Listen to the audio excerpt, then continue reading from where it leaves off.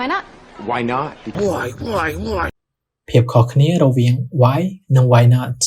យើងប្រើសំណួរទាំងពីរនេះដើម្បីសួរពីមូលហេតុថាហេតុអ្វីដូចគ្នាបើទាក់ទងនឹងការសួរតបនឹងអ្វីមួយដែលនរណាម្នាក់និយាយមកកាន់យើងឃ្លាថា why not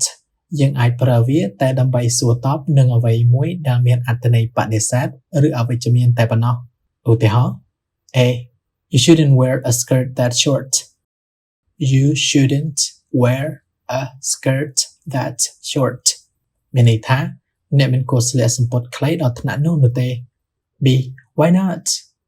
Why not? មានន័យថាថៃមិនគួរឬហេតុអ្វីបានជាខ្ញុំមិនគួរស្លៀកអញ្ចឹង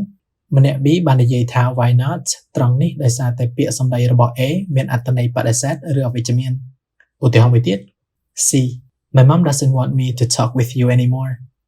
My mom doesn't want me to talk with you anymore.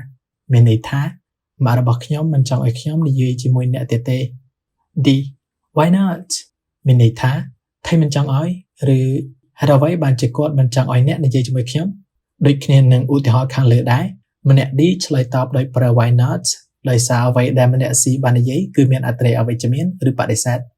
ក្នុងករណីខ្លះយើងអាចប្រើឃ្លាថា why not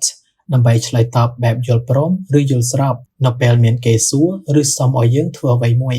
ដោយយើងប្រើវាក្នុងករណីនេះដើម្បីមានន័យថា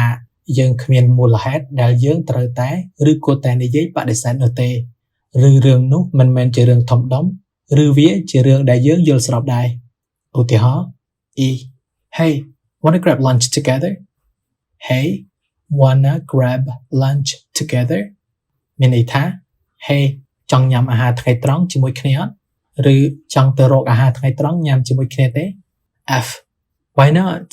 I don't have anything else to do too at the moment Why not I don't have anything else to do too at the moment មានន័យថាថៃមិនបានឬហេតុអ្វីមិនបានឬច្បាស់ណាស់ខ្ញុំក៏មិនមានអ្វីផ្សេងទៀតត្រូវធ្វើដែរពេលនេះចំណែកឯពាក្យថា why វិញជាធម្មតាយើងអាចប្រើវាដើម្បីសួរតបនឹងអ្វីមួយដែលមានអត្ថន័យស្របក៏បានឬអត្ថន័យបដិសេធក៏បានឧទាហរណ៍ទាក់ទងនឹងអត្ថន័យស្រប G We should start saving up We should start saving up មានន័យថាយើងគួរតែចាប់ផ្ដើមសន្សំប្រាក់ H Why មានន័យថាហេតុអ្វីឬហេតុអ្វីបានជាយើងត្រូវចាប់ផ្ដើមសន្សំប្រាក់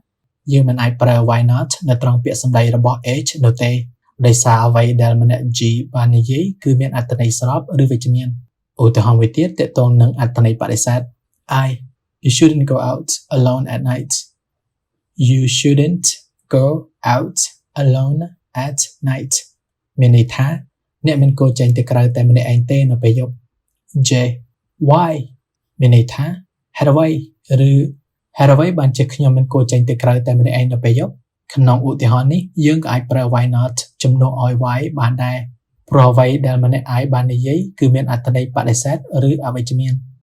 Why not? Why not? Why not? Why not? Why not? Why not?